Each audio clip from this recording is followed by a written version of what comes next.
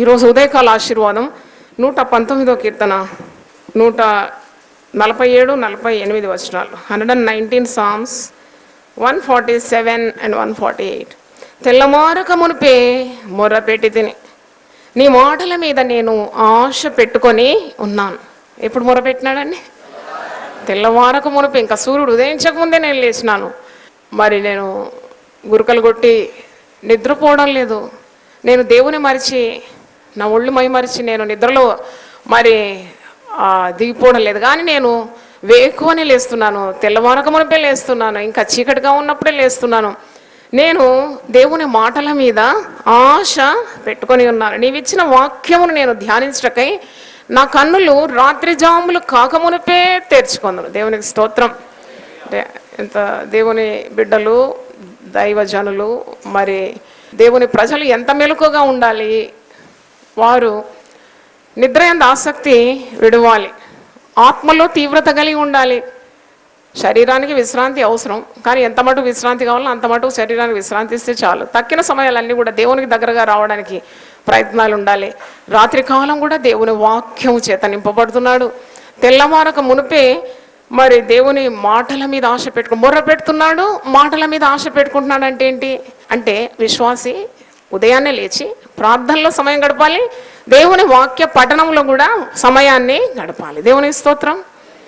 ఉదయం లేచి అంటే మొట్టమొదటి 1 గంట అయినా ప్రభు పాదాల దగ్గర ప్రార్థనలో, వాక్యంలో, ఆరాధనలో గడపాలని మనము నేర్చుకుంటున్నాం. అంటే you have to set apart the first prime hours of your day in the presence of God, reading the word, praying, putting all your needs before him, praising God, thanking God for what God has done in your life. దేవుని స్తోత్రం. ఎప్పుడు లేవాలండి? ఏం చేయాలి? మొర్ర పెట్టాలి. ఇంకేం చేయాలి? ఆయన ఏ మాట నీకు ఇస్తాడో ఆయన మాటలు మనల్ని ఏం చేస్తుంది? బలపరుస్తుంది కదా. మనుషుడు రొట్టె వల్ల మాత్రము కాదు, దేవుని నోటి నుండి వచ్చే ప్రతి మాట ద్వారా బ్రతుకుతున్నాడు. దేవునికి స్తోత్రం. నువ్వు బ్రతకాలి ఆ రోజు అంటే నీవు శారీరకమైన ఆహారం ఏ విధంగా తీసుకుంటున్నావో క్రమం తప్పకుండా అలాగే ఉదయకాలం లేసి దేవుడి మాటలతో నింపుకుంటున్నావు. అందుకే ప్రభు అంటున్నాడు, మనుషుడు రొట్టె వలన మాత్రం కాదు, దేవుని నోటి నుండి వచ్చే ప్రతి మాట వలన బ్రతుకుతున్నాడు. అంటే ఉదయకాలం లేసి దేవుని దగ్గర నుండి వచ్చే మాటల కొరకు కనిపెడుతూ, ఆశపడి, కనిపెట్టి, పొందుకొని ఆ దినమంతటి కొరకు నిన్ను నీవు సిద్ధపరచుకుంటున్నావు అని అర్థం. దేవునికి స్తోత్రం. హల్లెలూయా. ఎంతమంది ఉదయకాలం లేవ్వాలని ఒక ఆశ కలిగి ఉన్నారు? చేతులు చూపెట్టండి. ఓ హల్లెలూయా, స్తోత్రం. అంటే లోకంలో అతిపెద్ద ఉద్యమం ఇక్కడనే ఆరంభించబోతున్నాడు దేవుడు. దేవుని స్తోత్రం. Greatest revival will come from here if we all of us get up early in the morning. Hallelujah. మరి ఈరోజు ప్రార్థన 119వ కీర్తన 144వ వచనం. నీ శాసనములు శాశ్వతమైన నీతి గలవి, నేను బ్రతుకున్నట్లు నాకు తెలివి దయచే.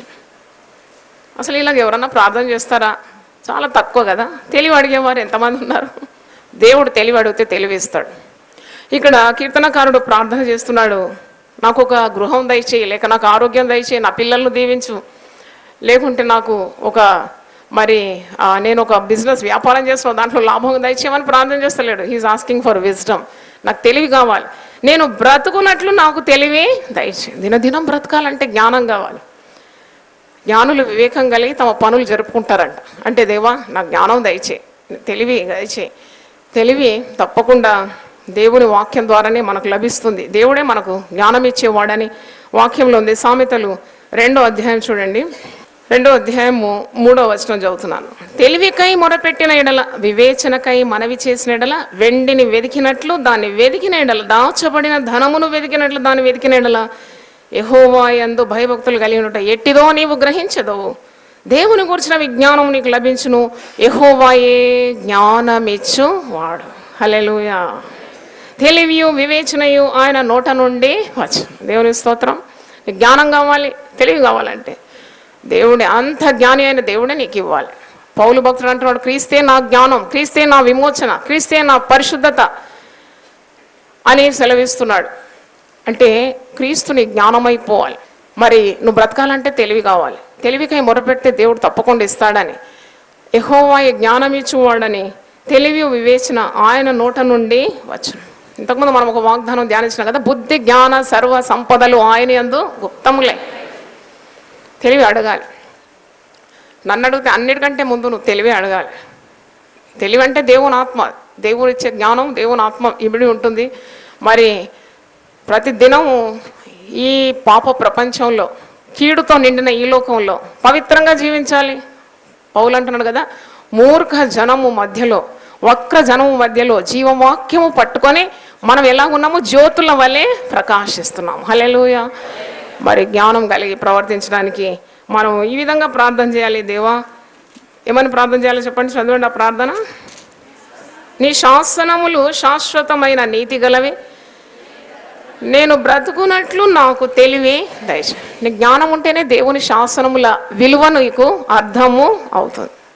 దేవుని ఆజ్ఞలు, దేవుని ఆదేశములు, దేవుని శాసనములు, దేవుని కట్టడములు, ఇవన్నీ నువ్వు అర్థం చేసుకోవాలి. దాన్ని అనుసరించి నీ అడుగులు వేసుకొని ముందుకు నడవాలంటే తప్పకుండా దేవుని వాక్యపు వెలుగు నీకు అవసరం, దేవుని జ్ఞానము నీకు అవసరం. అందుకే నేను బ్రతుకున్నట్లు నాకు తెలివి దయచేయి. హల్లెలూయా. ఇదే కీర్తనలో తెలివి ఎన్నిసార్లు అడుగుతున్నాడో మీకు చూడండి, మీరు చదువుతుండండి, నేను చెప్తుంటాను. వచనం 119, 34 వచనం.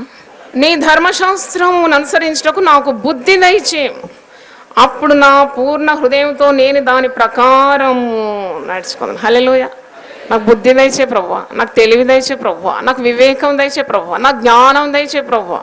సొలొమోను ఏమడిగినాడు? జ్ఞానం అడిగాడు. దేవుడు ఇచ్చినాడు. జ్ఞానంతో పాటు ఇంకెన్నో ఆశీర్వాదాలు ఇచ్చినాడు. అంటే దేవునికి చాలా ఇష్టం అంట. ఎవడైనా జ్ఞానం కొద్దిగా ఉంటే వాడు నన్ను అడగవలేను, నేను ఎవరిని గద్దింపక ధారాళంగా అందరికీ ఇస్తాను. దేవుని స్తోత్రం. ప్రతిదినం ఎన్నో మార్లు నువ్వు అడగాలి, ఉదయమే లేసి అడగాలి, దేవా ఈ దినమంతటి కొరకు ఉన్న జ్ఞానము నాకు దయచే, జ్ఞానం దయచే. నా ప్రవర్తన, నా నోటి మాటలు, నా క్రియలు, నా తలంపులు, నా నడవడిక, ప్రతిది కూడా దేవుని జ్ఞానం అనుసరించి ఉండాలని ప్రార్థన చేయాలి. 73వ వచనం చూడండి. నీ చేతులు నన్ను నిర్మించి నాకు రూపు ఏర్పరిచి, నేను నీ ఆజ్ఞలను నేర్చుకున్నట్లు నాకు బుద్ధి దయచే. 125వ వచనం చూడండి. నేను నీ సేవకుడను, నీ శాసనములను గ్రహించున్నట్లు నాకు జ్ఞానము కలగచే. 169. యెహోవా నా మొర నీ సన్నిధికి వచ్చునుగాక, నీ మాట చొప్పున నాకు వివేకము ఇమ్ము. వివేకం, జ్ఞానం, తెలివి, ఇవన్నీ అడుగుతున్నాడు. దేవునికి స్తోత్రం. అంటే మన ప్రేయర్ కొద్దిగా కూడా క్వాలిటీ పెంచాలన్నమాట. ఇప్పటిదాకా ఏమడిగినావు? బంగారు నెక్లెస్ కావాలి, 2 గాజులు కావాలి, లేకపోతే ఇల్లు కావాలి, 100 గజాలు ఉంటే చాలు, ఇలాంటివి అడుగుతున్నాం కదా. అడగొద్దని కాదు, యేసు నామములో ఏది అడిగినా మీకు అనుగ్రహిస్తాడు, కానీ శ్రేష్టమైన వాటిని అడగడానికి నేర్పిస్తున్నాము. దేవునికి స్తోత్రం. హల్లెలూయా.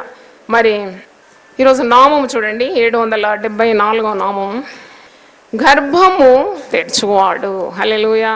చాలామంది సెలవు ధ్యానాల్లో వస్తారు, పిల్లలు లేరు, సంతానం లేరు, మాకు సంతానం దయచే. లేదా పిల్లలు లేని దుఃఖం అంతకంటే మించిన దుఃఖం లేదు. పిల్లల కంటేనే ఒక స్త్రీకైనా ఒక పురుషునికైనా ఒక సంపూర్ణత భావం కలుగుతుంది. మరి ఆ పిల్లలు లేని బాధ ఎంతో ఉంటుంది. నేను సెలవు ధ్యానాల్లో చూసినాను, చాలామంది గర్భాలు దేవుడు తెరిచినాడు. దేవుని స్తోత్రం. నా సేవా జీవితంలో నేను అద్భుతములను చూసినాను. 10 సంవత్సరాల పిల్లలు లేరు, 20 సంవత్సరాల పిల్లలు లేరు, 45 సంవత్సరాల స్త్రీ ధర్మం నిలిచిపోయే ఆ సమయంలో కూడా దేవుడు ముట్టి ఒక చక్కని బిడ్డను ఇచ్చినారు. అంటే ఎంతో ఎంతో అద్భుతాలను నేను చూసినాను. దేవునికి స్తోత్రం. దేవునికే మహిమ కలుగునుగాక. అది మానవులు చేసిన పని కాదు, అది దేవుడే వారి గర్భములను ఏం చేసినాడు? తెరిచినాడు. దేవునికి స్తోత్రం. గర్భ ఫలము యెహోవా ఇచ్చు బహుమా. ఇది ఆదికాండం 30వ అధ్యాయంలో రాహేలు గర్భము తెరువమని అడుగుతుంది. రాహేలు వెళ్ళి, ఆమె గొడ్రాలు, రాహేలుకు సంతానం లేదు. తన భర్త అయిన యాకోబు దగ్గర వెళ్ళి ఏమంటుందో చూడండి. ఆదికాండం 30. రాహేలు తాను యాకోబునకు పిల్లలు కనకపోవట చూసి తన అక్కయందు అసూయపడి యాకోబుతో, నాకు గర్భఫలమిమ్ము, లేని ఎడల నేను చచ్చేదా, నాకు గర్భఫలం ఇస్తావా లేదా, లేకుంటే నేను చచ్చిపోతాను అంటుంది. ఎవరితో అంటుంది? భర్తతో. ఆమె అనుకుంటుంది భర్త ఇస్తాడేమో గర్భఫలం అని.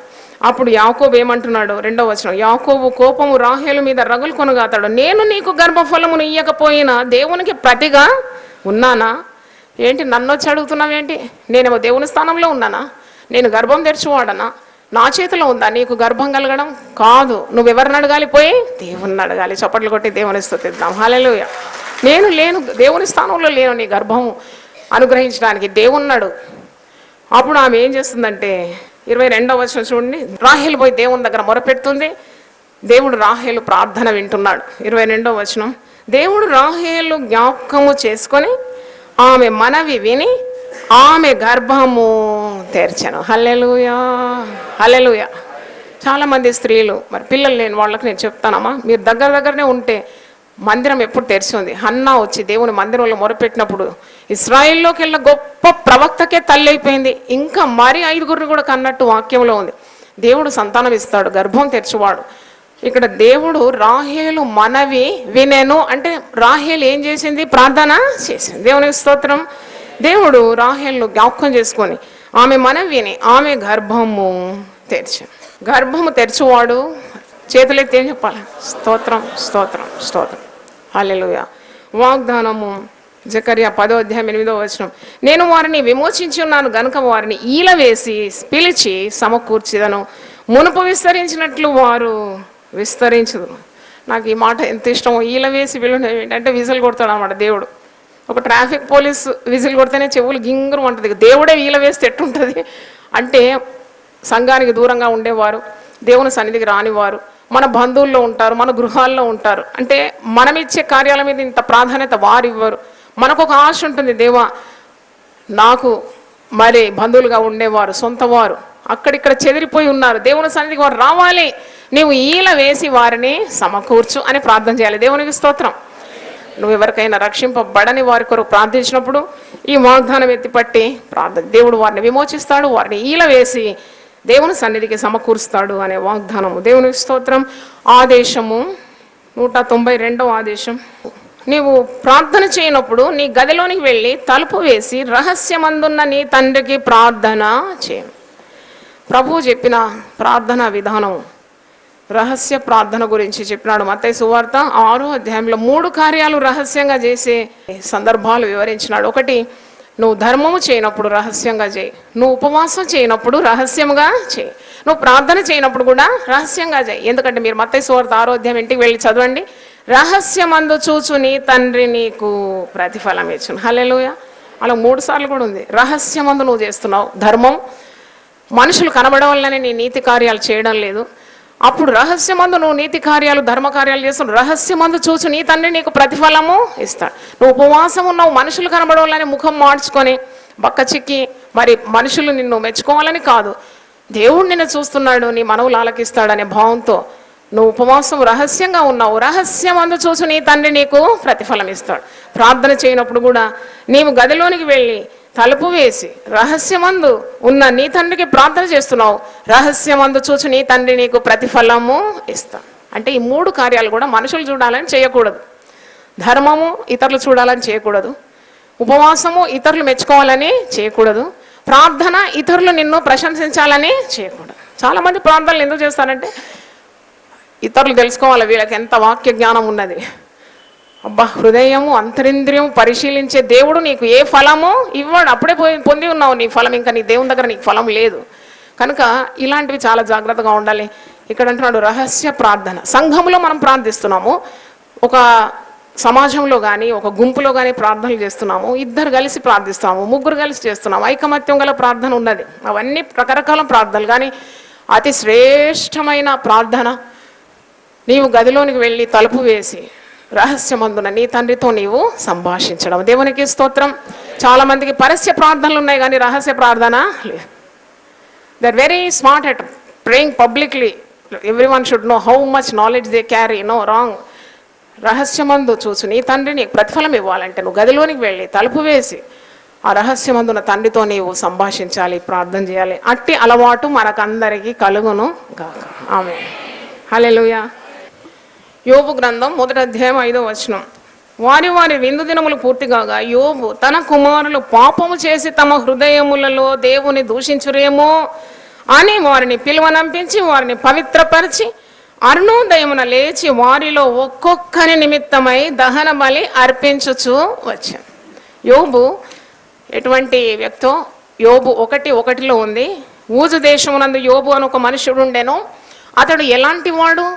యథార్థవంతుడును న్యాయవంతుడునై దేవుని యందు భయభక్తులు కలిగి చెడుతనమును విసర్జించాడు. దేవుడే సాక్ష్యం పలుకుతున్నాడు ఒక సేవకుని గురించి.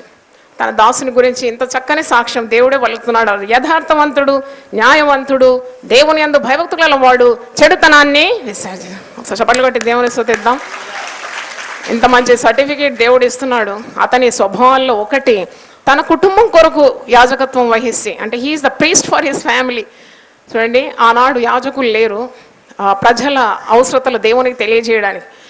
యోబు ఆ స్థానంలో నిలబడి తన కుమారులు తలంపుల్లో తప్పిపోయినారా, క్రియల్లో తప్పిపోయినారా, హృదయంలో దేవుని దూషించినారేమో, ఆ పాపము నా పిల్లల మీద ఉండకూడదని ఎప్పుడు లేచినాడు?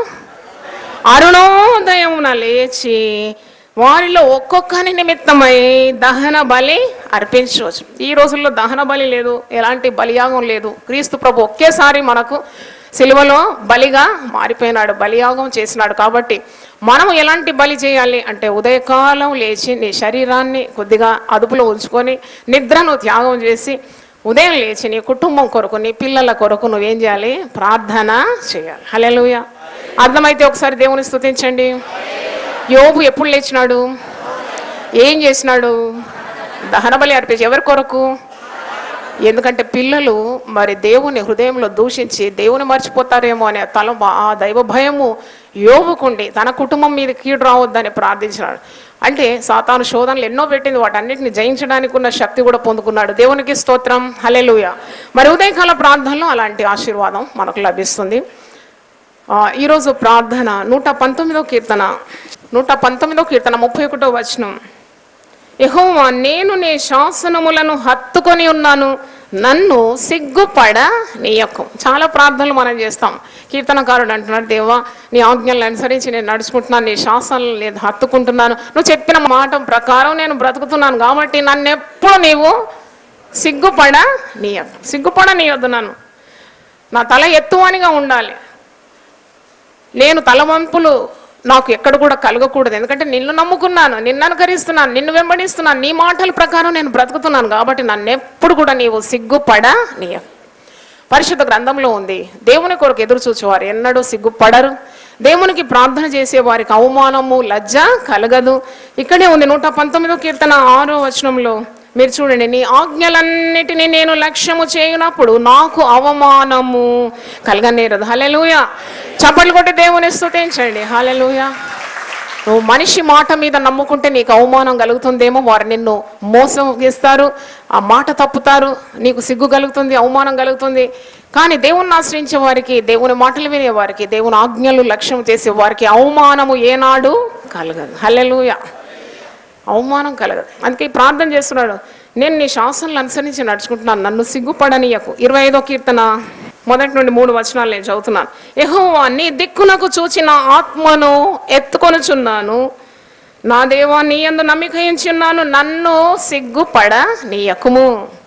నా శత్రువులను గురించి నన్ను ఉత్సహింపనీయకుము, నీ కొరకు కనిపెట్టు వారిలో ఎవడునూ సిగ్గున్నదా. ప్రార్థన చేస్తున్నాడు, జవాబు కూడా కీర్తనకారుడే ఇస్తున్నాడు. ఇది దావీదు రాసిన కీర్తన. అంటున్నాడు, నన్ను సిగ్గుపడనియొద్దు, నేను నీ కొరకు కనిపెడతాను. తర్వాత అంటున్నాడు, నీ కొరకు కనిపెట్టు వారిలో ఎవడునో సిగ్గు నొందాడు. చప్పట్లు కొట్టి దేవుని స్తుతిద్దాం. హల్లెలూయా. ఈరోజు నువ్వు దేవునికి ప్రార్థన చేస్తున్నావు, ఆ 40 రోజుల సిలువ ధ్యానాల్లో వస్తున్నావు, ఉదయకాలం ఆరాధనకు వస్తున్నావు, దేవుని వాక్యం చదువుతున్నావు, ప్రార్థన చేస్తున్నావు, దేవుని ఆజ్ఞలను గైకొంటున్నావు, దేవునికి భయపడుతున్నావు కనుక నీకు సిగ్గు అవమానం ఏనాడు కలగదు. దేవునికి స్తోత్రం. హల్లెలూయా. వారు ఆయన తట్టు చూడగా వారికి వెలుగు కలిగను, వారి ముఖములెన్నడూ లజ్జింపకపో. దేవునికి స్తోత్రం. హల్లెలూయా.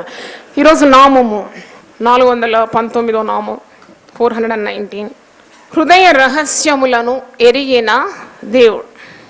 కీర్తన 44:21 వచనంలో ఉంది, హృదయ రహస్యములను ఎరిగిన దేవుడు. దేవుని నామం అన్నాడు, దేవుని స్వభావాల్లో ఒకటి. He knows the deep secrets of every once heart. పైకి మనము చక్కగా కనబడినా మన హృదయంలో దాగి ఉన్న పాపాన్ని దేవుడు చూస్తున్నాడు. మనుషులు మనం చేసే పనులను చూస్తారు. People notice our works, but God looks at your intentions. నువ్వు ఏ మరి దృక్పథంతో పనులు చేస్తున్నావో, ఏం ఉద్దేశించి నీ పనులు చేస్తున్నావు అది దేవుడు చూస్తున్నాడు. నువ్వు చేసే పనులు, బాహ్యంగా చేసే క్రియలను మనుషులు చూస్తున్నారు. కానీ దేవుడు నీ హృదయంలో దాగి ఉన్న మరి ఇచ్చలను, వాంఛలను, కోరికలను చూస్తూ ఉన్నాడు. ఏ ఉద్దేశంతో నువ్వు ఆ పని చేస్తున్నావో ఆ ఉద్దేశాన్ని దేవుడు చూస్తున్నాడు. అందుకే అంటారు, man looks at your deeds, God looks at your intentions. Hallelujah. అందుకే దేవుడు ఒకటి చూస్తున్న దేవుడు ఉన్నాడు కాబట్టి నువ్వు భయపడే అవసరమే లేదు ఈ లోకంలో. నీ ఉద్దేశాలు సరిగ్గా ఉంటే, నీ యొక్క హృదయం పరిశుద్ధంగా ఉంటే నువ్వు దేనికి భయపడే పని లేదు. ఎందుకంటే మంచి చిత్తశుద్ధితో పనులు చేసినప్పుడు నీకు దేవుడు తోడుగా ఉంటాడు. ఆయన హృదయ రహస్యములను ఎరిగిన దేవుడు. దేవుని మోసపరచడానికి ఎవరు ప్రయత్నించడానికి వీలు లేదు. ఎందుకంటే you cannot deceive God. You cannot simply pose as a God Fearing person keeping sin in your heart. అంటే నీ హృదయంలో పాపం ఉండి బయటికి పవిత్రంగా చాలా దినాలు కనబడలేవు. ఎందుకంటే దేవుడు హృదయాన్ని చూస్తున్నాడు. కాబట్టి హృదయాన్ని పరిశుద్ధంగా పెట్టుకోవడం గొప్పగా నీవు ఎంచుకోవాలి విశ్వాసి. కాబట్టి దేవా, నా హృదయాన్ని నీ రక్తంతో ఏం చేయి, కడుగు, పవిత్రపరచు. శిలువ ధ్యానాల్లో మనం ప్రార్థించాలి, లార్డ్ క్లెన్స్ మై హార్ట్. దావీదేమని ప్రార్థిస్తున్నాడు, దేవా నా యందు శుద్ధ హృదయము కలగజేయి. హల్లెలూయా. ఎంతమందికి శుద్ధ హృదయం కావాలి? చేతులు ఎత్తండి. అందరికి కావాలి. హల్లెలూయా, అందరికి కావాలి. మరి దానికి ఉన్న ప్రార్థనలు కూడా చేయాలి. దేవుడు తప్పకుండా సహాయం చేస్తాడు. నీ హృదయంలో దాగి ఉన్న రహస్యాలు అన్నీ చూస్తున్నాడు. కాబట్టి నీవు దేవునికి మరుగైంది ఏది లేదు, సమస్తం ఆయనకు బట్టబయలుగా ఉంది. కాబట్టి ఆయనకు ప్రార్థన చేసి పాపం నుండి విడుదల పొందాలి. నీ హృదయ వాంఛలు కూడా తీర్చే దేవుడు అని గ్రహించాలి. దేవునికి స్తోత్రం. ఈరోజు వాగ్దానము 192వ వాగ్దానం, 192. ఈ వాగ్దానం ఈరోజు ప్రార్థనకు సరిపోయింది. నా జనులు ఇక ఎన్నటికి సిగ్గునందరు. యోవేలు 2:26 ఉంది. అంటే నా జనులు, my people will never be ashamed. అంటే నా జనులు ఇక మీదట ఎన్నడూ సిగ్గునందరు. గొప్ప వాగ్దానం, ఇది పొందుకోవాలి. నిన్నెవరైనా అవమానపరిచినారా? మీ కుటుంబాన్ని కృంగదీసినారా? నీకు అవమానము, లజ్జ, సిగ్గు కలగజేసిన వారు మరి వారు ఓడిపోయే రీతిగా ఎక్కడెక్కడ నీకు నింద అవమానం కలిగిందో అక్కడంతా కూడా రెట్టింపు ఘనత దేవుడు ఇస్తాడు. దేవునికి స్తోత్రం. నా జనులు ఇక మీద సిగ్గునందరు. ఎప్పుడంటే ప్రతి వాగ్దానం కూడా ఒక షరతు ఉంది. షరతు లేని వాగ్దానాలు పరిశుద్ధ గ్రంథములో లేదు. There is always a condition, a class for claiming a blessing, promise. అంటే ఇక్కడ ఏంటంటే ఉండి దేవుని తట్టు తిరిగినారు, వారి పాపములను ఒప్పుకున్నారు. దేవుడు కనికరపంతో వారిని ఎదుర్కొన్నాడు, కరుణించినాడు. ఉపవాసం ఉన్నప్పుడు మొట్టమొదటి దీవెన మరి విశ్వాసులకు లభించేది ఏంటి? ఉపవాసం ఉన్నప్పుడు దేవుని కృప, కనికరం, కరుణ నీ మీదకి వచ్చేస్తుంది. దేవునికి స్తోత్రం. God pities his children.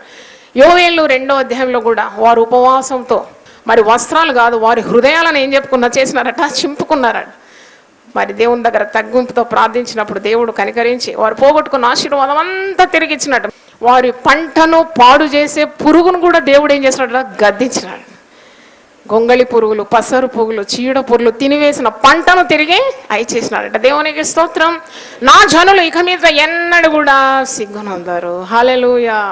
ఆయన దేవుని తట్టు తిరిగితే you will be restoring everything what you have lost. నువ్వు పోగొట్టుకున్నవన్నీ కూడా తిరిగి పొందుతావు ఎప్పుడైతే నీ ముఖము దేవుని తట్టు తిరుగుతుందో. దేవునికి స్తోత్రం. హల్లెలూయా. ఈరోజు దేవుని ఆదేశము 219, 219 ఆదేశాల పుస్తకం. భయముతోనూ వణుకుతోనూ మీ సొంత రక్షణను కొనసాగించుకోండి. ఇది ఫిలిప్పీ 2:12లో ఫిలిప్పీలకు అపోస్తలుడైన పౌలు రాస్తున్నాడు. దేవుడు అనుగ్రహించే రక్షణను మీరు భయంతోనూ వణుకుతోనూ కొనసాగించాలి. It's a command. 10 ఆజ్ఞలు ఏ విధంగా మోషేకు దేవుడు బయలుపరిచినాడో మన యూపీఎఫ్ దేవుడు ఒక 1000 ఆదేశాలు బయలుపరుస్తున్నాడు. దేవునికి స్తోత్రం. చిన్న చిన్న ఆదేశాలు, చాలా అర్థవంతమైంది. చాలా భయభక్తులు దేవునితో మరి కలిగి ఉండడానికి దేవుడు ఇచ్చిన ఈ ఆదేశాలు.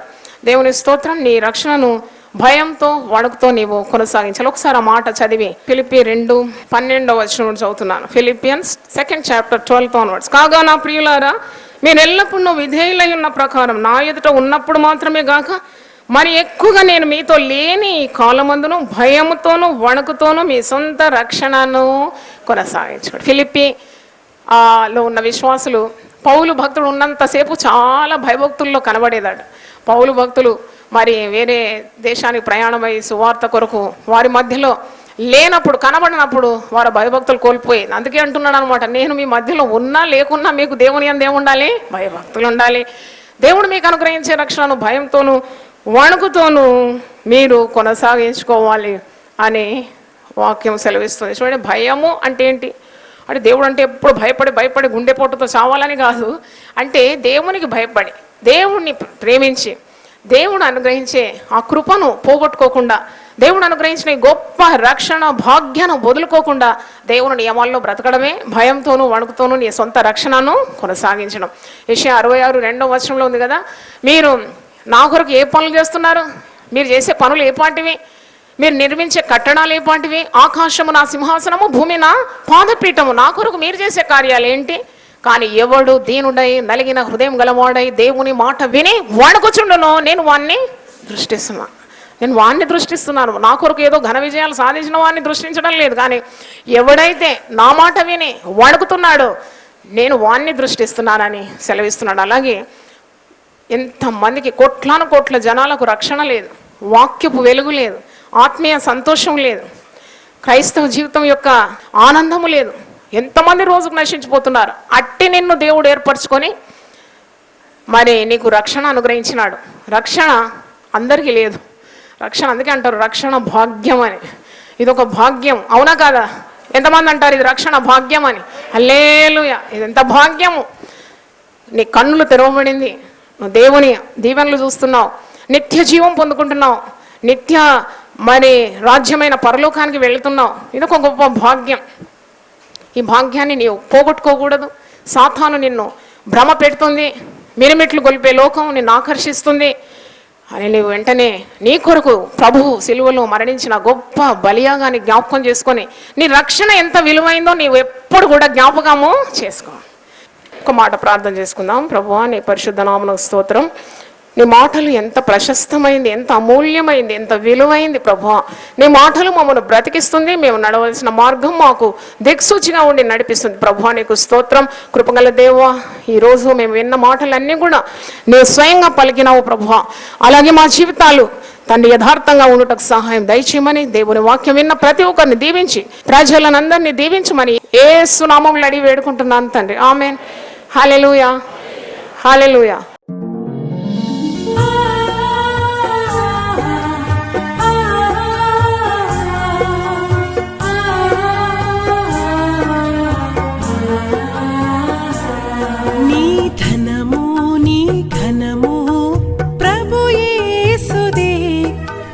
దశమా భాగము నీయ వెనుదీతువా.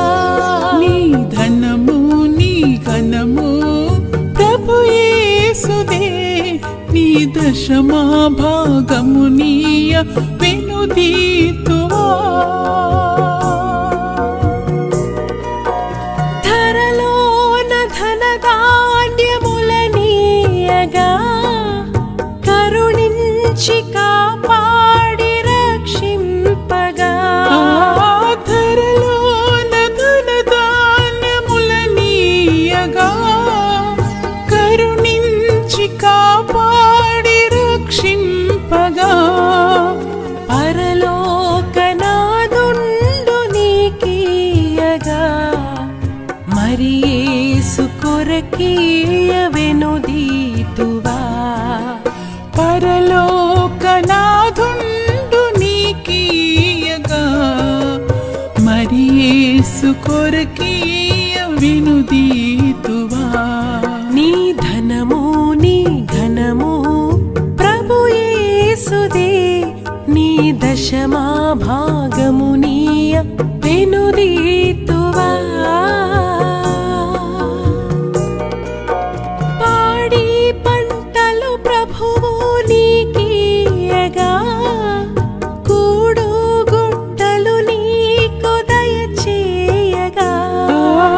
పాడి పంటలు ప్రభువు నీకీయగా కూడు గుట్టలు నీకు దయచేయగా.